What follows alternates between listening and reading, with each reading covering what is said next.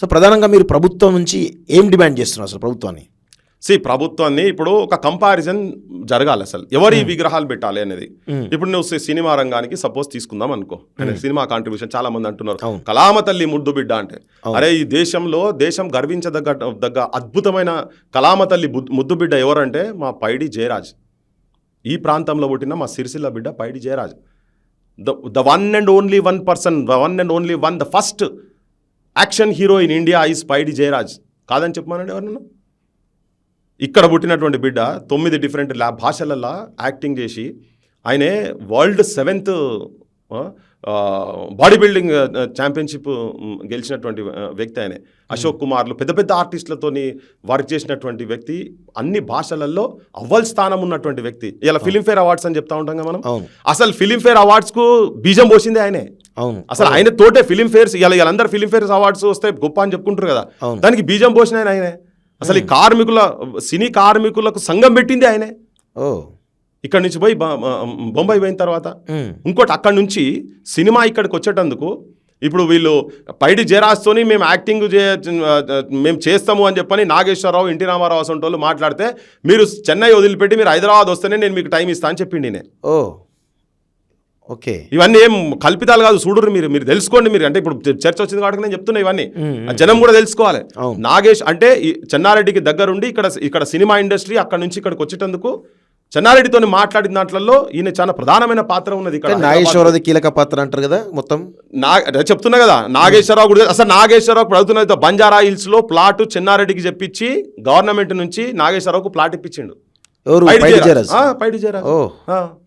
So ఆయన contribution మామూలు మూకీ సినిమాలు 11 మూకీ సినిమాలలో నటించిండు ఆయన. ఆయన చిన్నగా ఏం తెలుసా, అసలు అప్పుడు పోస్టర్లు ఎట్టుంటుండే పెయింటింగ్ వేసేది, పోస్టర్స్ పెయింటింగ్ వేసేది. అసిస్టెంట్ కెమెరామెన్ గా పనిచేసిండు ఆయన, లైట్ బాయ్ గా పనిచేసిండు ఆయన, ప్రొడ్యూసర్ అయిండు, డైరెక్టర్ అయిండు, యాక్టర్ అయిండు.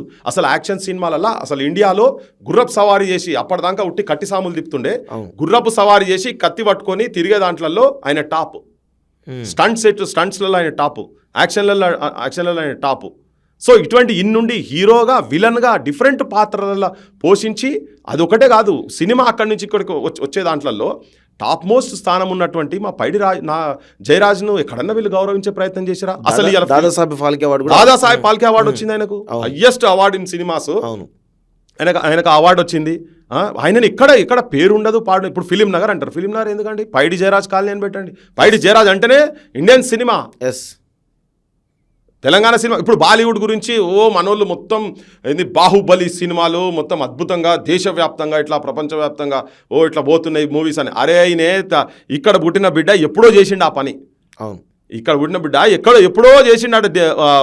బాంబేను ఎప్పుడో ఏలిండు ఆయన. ఇప్పుడు వీళ్ళు చెప్పుకుంటున్నారు అంటే ఆ చరిత్రను పొందబెట్టి వీళ్ళే తీసుకొచ్చి ఒక సినిమా 2 సినిమాలు తీసుకొచ్చి వీళ్ళు ప్రపంచ స్థాయి దేశం మొత్తం గర్వించదగ్గది అసలు మన బాలీవుడ్ కాదు టాలీవుడ్ అని చెప్పని అంటున్నారు.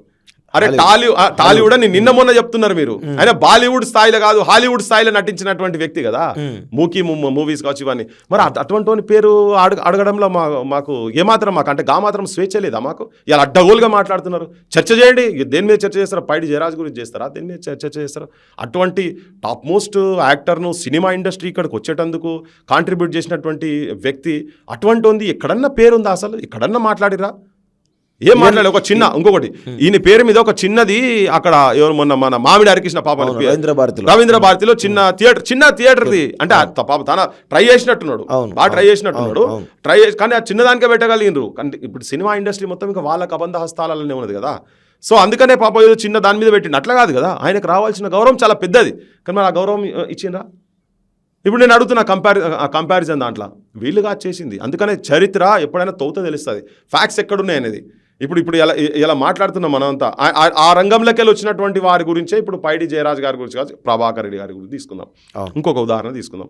476 సినిమాలు, దాదాపు ఆయన ఒక 11-12 అయితే అసలు టాప్. గృహప్రవేశం, పెద్ద పెద్ద మూవీస్ అయినాయి.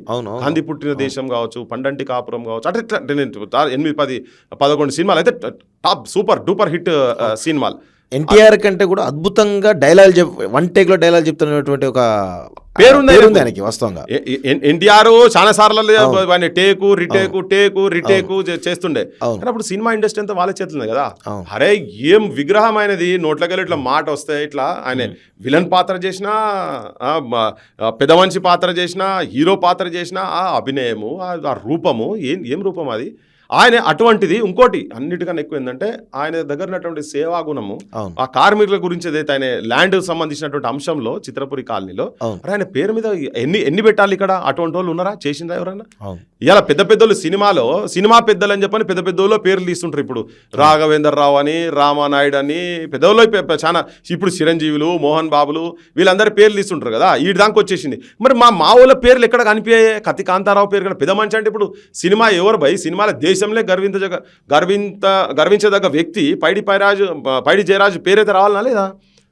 మరి ఇక్కడ ప్రాంతం వీళ్ళ పేర్లు అయితే రావాలనా లేదా? అంటే కళలకు కానాచి తెలంగాణ అంటే కళలకు కానాచి ఇక్కడ వాళ్ళను మొత్తం విస్మరించి ఇక్కడ సినిమా దాని గురించి మాట్లాడితే కాంతారావు కూడా ఏం అద్భుతమైన మాస్టర్, టాప్, ఈజ్ హీరో. ఆయన గుర్తింపు చేయలే. అసలు ఎంత పేదరికంతో ఆగమాగమైనది తెలుసా వాళ్ళంతా. ఆగమైన వాళ్ళు లాస్ట్ ట్రీట్మెంట్లు చేయించుకునే సిచ్యువేషన్స్ కూడా లేవు. ఈ మధ్యలో నాకు తెలిసి ఇంటర్వ్యూలు చూస్తుంటే వాళ్ళు ఎక్కడో దగ్గర స్పందిస్తారు, మీతో ఇంటర్వ్యూ కూడా ఇస్తారు. వాళ్ళు ఇంటర్వ్యూ బరాబర్ ఇస్తారు. అంటే ఇటువంటి వాళ్ళందరినీ ఆదరించకుండా, గౌరవించుకోకుండా వీళ్ళని పెట్టుడే ఇంకోటి కళలు అని అన్నారు కదా, మాట్లాడుతాను కదా. ఇప్పుడు నేను కళలు చెప్పదలుచుకున్నా. సుక్క సత్తయ్య గారు అన్నారు. సుక్క సత్తయ్య గారు దాదాపు ఒక నలుగురు రాష్ట్రపతులతోటి అవార్డులు తీసుకుంటాయి. నేనే టాప్ మోస్ట్ కళలకు సంబంధించినటువంటి సంగీత నాటక అకాడమీ అవార్డుల కాడికెళ్ళి తీసుకున్నాడు. ఆయన అబ్దుల్ కలాం దగ్గర తీసుకున్నాడు, ప్రణబ్ ముఖర్జీ దగ్గర తీసుకున్నాడు, ఒక 4 ప్రధానమంత్రుల దగ్గర, ఇందిరాగాంధీ కావచ్చు, విపి సింగ్ కావచ్చు, ఇటువంటి వాళ్ళ దగ్గర కూడా ఆయన అవార్డు తీసుకున్నాడు. దాదాపు ఒక 11 మంది ముఖ్యమంత్రుల దగ్గర అవార్డు తీసుకున్నాడు.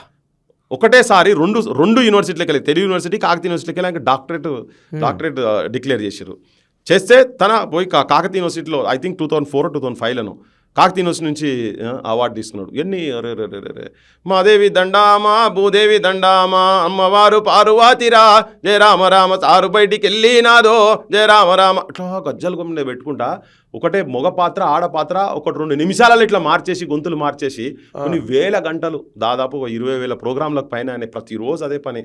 ఇలా వాళ్ళ పిల్లలు పట్నాలు వేసుకుంటా వ్యవసాయం చేసుకుంటారండి వాళ్ళ పిల్లలు. అటువంటి వాళ్ళ గురించి, అంత గొప్ప వాళ్ళ గురించి అసలు ఇట్లా అలరాడిచ్చిండు. ఎక్కడక్కడ ఇందిరాగాంధీ షేక్ అయిపోయింది 20 పాయింట్ ఫార్ములాది తన అభినయం చేసి పాడితే.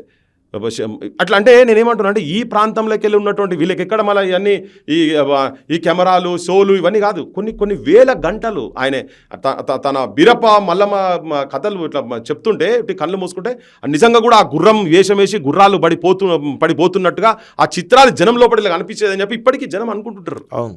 తన అభినయం ఆ పాత్రలు అట్లా లీనమైపోతుంటే, అంటే అంత అద్భుతమైనటువంటి కళాకారులను కన్నా ఈ నేల తనకు మరొక తాగేటోడు కాదు, తినేటోడు కాదు. మరొకవేళ ఆయన కూడా కమర్షియల్, ఈయన లెక్కన కమర్షియల్ ఆర్టిస్ట్ కనుక ఏదంటే ఆయన ఎన్ని పైసలు, ఎన్ని వందల కోట్లు సంపాదించినాయేమో అంతే కదా. ఆయన గాలి మోటార్లో తిరిగే స్థాయి అనేది కాదు, ట్రైన్లలో, బస్సులలో తిరిగేది ఆయన మొత్తం చిన్నగా. ఆయనకు పిల్లలు చెప్తున్నారు కదా ఇప్పటికీ అదే మళ్ళా డోర్లు కొట్టుకుంటా మా వాళ్ళు వాళ్ళ పిల్లలు తిరుగుతారు, ఇప్పటికీ ఆ జనం లోపల అట్నే తిరుగుతారు కదా. మరి అటువంటి వాళ్ళని కనీసం ప్రభుత్వాలను గౌరవించాలా లేదా? మిద్దరాముల అసంటోళ్ళని కావచ్చు, చిందేళ్ళమ్మలు కావచ్చు. మరి వీళ్ళని విస్మరించి, ఇటువంటి వాళ్ళని విస్మరించిన తర్వాత వీళ్ళ విగ్రహాలు మేము ఏం చేసుకుంటామండి? ఇప్పుడు